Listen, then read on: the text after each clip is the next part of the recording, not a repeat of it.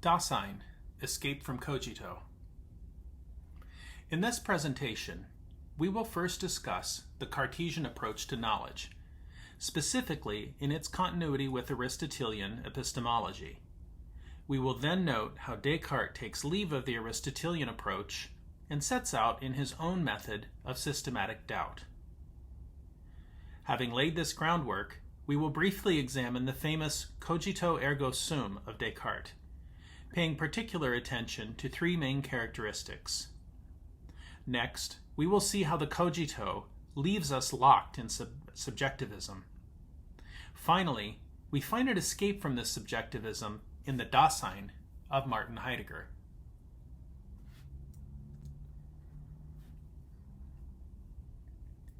Descartes very much follows on the Aristotelian system of building a foundation of knowledge, upon which a superstructure of consequent knowledge is built. For Aristotle, the foundation consists of first principles, which are self-evident to anyone through use of reason. Once these first principles have been established, we can then add further knowledge through inference. This is the work of the philosopher. Descartes viewed his approach in much the same way as Aristotle. The job of the philosopher is like that of an architect. He lays a solid foundation of knowledge on firm ground, and upon this foundation, the supporting structure of a system of knowledge may be built. Descartes himself tells us, "Throughout my writings, I have made it clear that my method imitates that of the architect. When an architect wants to build a house which is stable, on ground where there is a sandy topsoil, over underlying rock or clay or some other firm base, he begins by digging out a set of trenches, from which he removes the sand, and anything resting on or mixed in with the sand, so that he can lay his foundations on firm soil. In the same way, I began by taking everything that was doubtful and throwing it out like sand." For Descartes, that sandy topsoil consisted of all knowledge he had thought was certain. He was resolute that unshakable knowledge, that which was certain and indubitable, was possible if we could only rid ourselves of all erroneous preconceptions that we have acquired, starting in our infancy.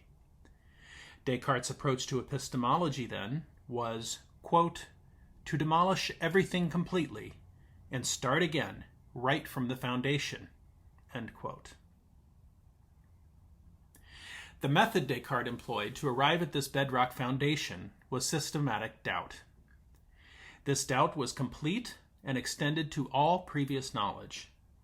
Descartes began by doubting the senses. This is easy enough to understand, as the senses do at times fool us. Consider a mirage in the desert. We perceive water ahead of us, yet regardless of how convinced we are of what we see, or how fast we race to arrive at the water's edge, it remains an illusion. So, for Descartes, any knowledge that is not certain and indubitable must be thrown out. The senses do from time to time deceive, and we can never be certain when they do not deceive. So we must rid ourselves of all knowledge that comes from the senses. They simply cannot be trusted. The second general category of doubt can be called dreaming doubt. For simplicity, we will consider the various subtypes of this category under the one heading. Essentially, according to this category of doubt, I can never be certain that I am awake when arriving at knowledge. That is, at any moment in time, it is possible that I am in a dream state. Oftentimes, we dream and are completely convinced that the dream is real, even when first awakening. This being so, how can we ever be certain we are awake? For this reason, that which we think we experience and know must be discounted. Since it is possible, it is merely a dream. The third general category of doubt introduced by Descartes is that of the evil genius. According to this doubt, we can never be certain that there is not a malevolent God, a evil genius, who is bent on deceiving us. Therefore, any knowledge that we think we still possess, after ridding ourselves of self-knowledge and intellectual knowledge, still must be rejected, as it may have been placed in our intellects by the evil genius. This being so, we are left with no knowledge that is clear and indubitable. How, then, is any knowledge possible? It appears that Descartes has left us not with a foundation, but with a bottomless pit, a void into which we all must stare.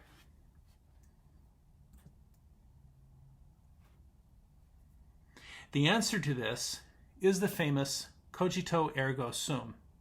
I think, therefore I am. While Descartes never actually used this precise phrase, it nonetheless encapsulates the core of his thought. According to the Cogito, there is one thing which I cannot doubt, no matter what other doubt may be present. That is my own existence. If my senses deceive me, it is me who they deceive. If I am locked in a dream, it is still I who dream. And if an evil genius leads me into error, it is I who am thus led. Regardless of all other doubts, I, the doubter, must necessarily exist, as long as I think I am. Notice here that there are three primary characteristics of cogito ergo sum. First, it is in the first person, I, or ego, which is implied in the verbs cogito and sum. Ego cogito, ego sum. I can only be certain of my own existence, since my thinking does not extend to others. Second, it is in the present tense. Any memories of yesterday may be remnants of dreams or may have been placed in my mind by the evil genius. Therefore, I cannot be certain that yesterday ever was. I can only be certain that I am now, at the present. And third, any mode of thinking suffices for me to have certainty about my own existence. This knowledge of self is immediately apparent to the thinker-doubter. Descartes states, quote, "When someone says, 'I am thinking, therefore I am,' or 'I exist,' he does not deduce existence from thought by means of a syllogism, but recognizes it as something self-evident by a simple intuition of the mind." End quote.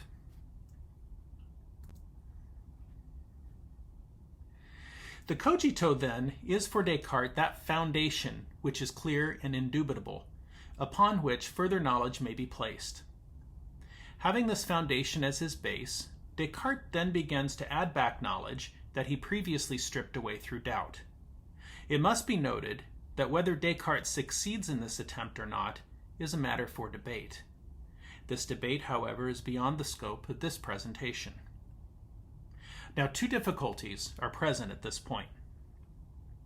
The first is that, while Descartes has established that he is not determined what he is.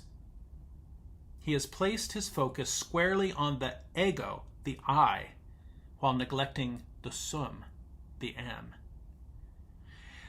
The second difficulty is that Descartes has left himself in a subjectivist hole, his only certain knowledge being that of his own existence. As mentioned, he attempts to crawl out of this hole, but perhaps with unconvincing results.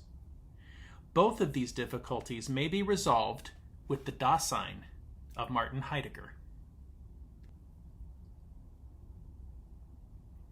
Heidegger, referring to the human person, labeled him Dasein.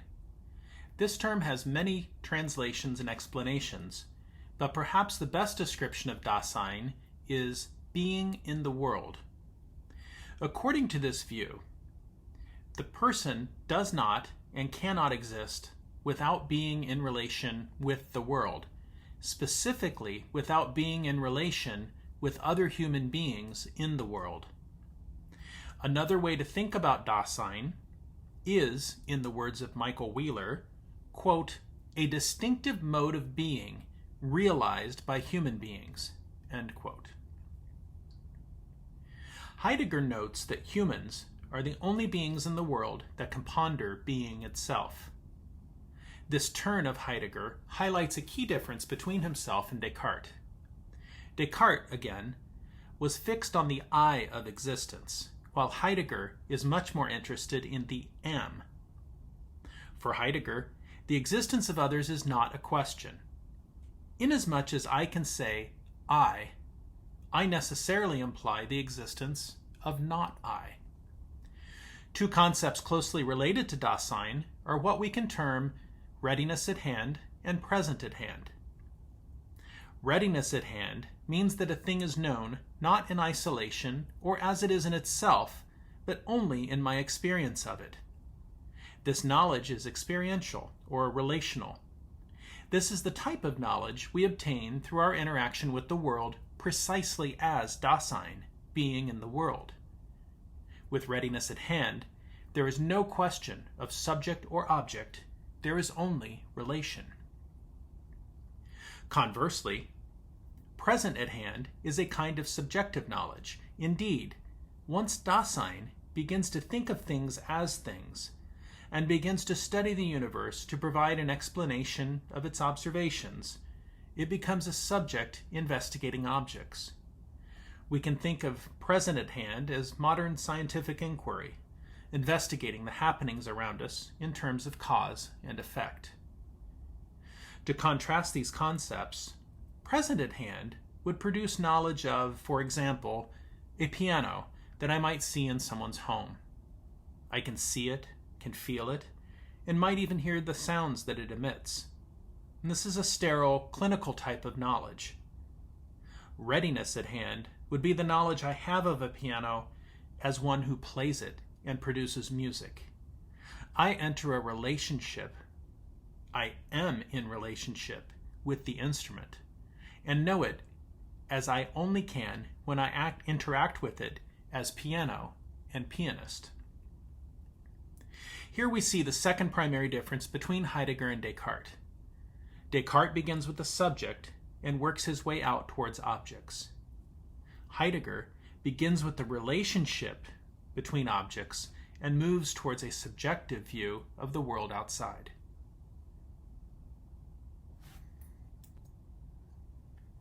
In summary, we have seen that Descartes' method of systematic doubt and his cogito ergo sum are problematic in two ways.